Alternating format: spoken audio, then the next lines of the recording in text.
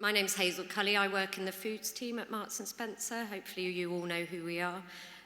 Women are absolutely integral to our business. 72% of the employees that work for Marks & Spencer are women, and 68% of our customers are women. So they're absolutely essential, and I think women have played a crucial part to our business since we started over 100 years ago. And actually, the first ever training role we ever gave was to a lady called Miss Gibbs in 1900, and her role was to train up future manageresses. And we've got a really solid history of how we've empowered women through our own business through the years from the war onwards. But I'm here today to talk about supply chains, but I thought it's good to give you some context of how important it is to us and our customers. Also, cocoa is extremely important to us, why we're here today. It's in 1,000 of the at least 1,000 of the products we sell, and we actually have quite a small catalogue of products compared to other retailers. So that's a very high percentage of the products we sell. So whether that's from cakes to biscuits to chocolate bars to ice cream to desserts, it really, really is very important. And we want to be able to carry on making the delicious products we make. Linking back to what I'm going to talk about, we've done lots for women over the years, but we haven't really had a specific women's strategy. And we are just about to embark on that, so I'm going to talk you through how we got to that. And one of the things that we did, when Behind the Brands came out a few years ago, we voluntarily put ourselves through the Behind the Brands survey because we were interested to see where we would come out versus the brands. We thought we were quite good at what we were doing, but actually we had a terrible shock when we put ourselves through that survey, because we came out quite low on lots of the different things there. And some of that was because of transparency, because one of the things about Behind the Brands and what's been really powerful is how it's pushed on transparency. And some of that was because we just hadn't sort of pulled together everything we were doing. But I can really recommend the Behind the Brands toolkit and the survey just to get a good sense of what you're actually doing as a business.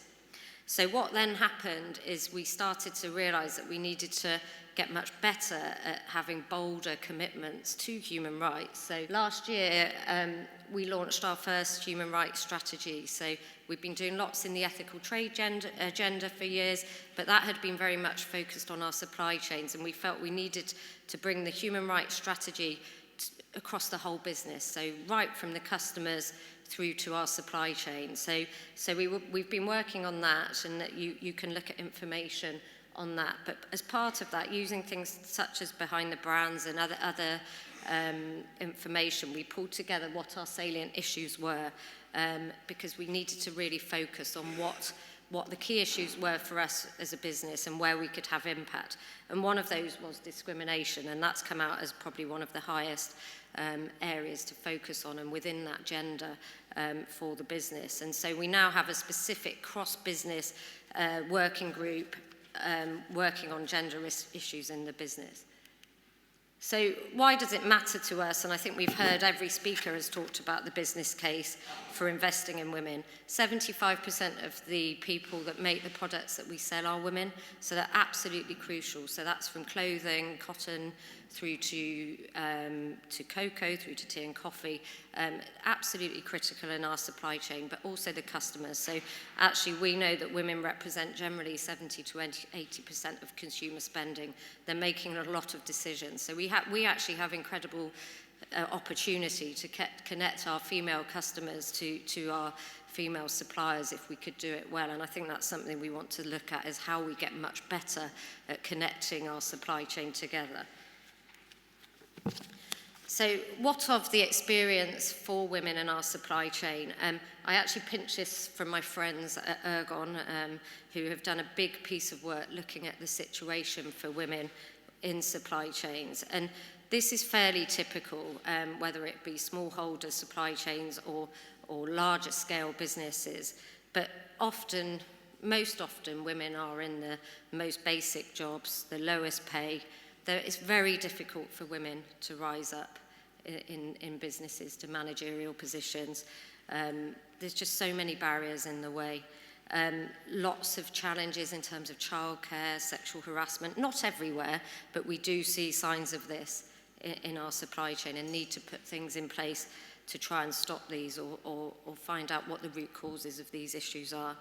Women have typically had a lot less access to education and training, and what we're really starting to see now are the impacts of climate change, and actually that will disproportionately affect women. So we really need to get on top of this, otherwise we will not have raw material supply chains for the future. So what are we doing? And I will talk specifically about cocoa in a minute, because I know we're here to celebrate that, but we have been doing a lot. So in our own business, to promote our own women, we actually have a very high number of female leaders in our business. 35% of our board are women, so compared to most companies that is higher, and 45% of our senior managers are women. So we do have a good record internally, but we still feel there's a lot more to do. So we're members of the 30% Club. We have a really great network on inspiring women, bringing in speakers, looking at the barriers that we're facing internally. But the more important thing we're now looking at is what we're doing in our supply chains. So the first thing we really did is try to understand where the women are. So looking at surveys, understanding what types of roles. So we've done quite a lot on that. And then we're looking at women's health, bank accounts. So particularly in our clothing supply chains, actually the big pieces of work we've done helping women have access to bank accounts has been hugely empowering, because for the first time they've actually received the money themselves, rather than often it was being harvested off before they actually got the money. We've done a lot of work on mobile phone and using mobile phone to understand the issues that women are facing. And I think probably one of the earliest things we did that we're hugely proud of was the work with the Ethical Trading Initiative. Steph was involved, was on gender committees, so that was particularly in Kenya. And I still think the work that was done then on gender committees and how to approach gender in your business, even though it's over 10 years ago, is still some of the best work to have a look at if you want to start out on this.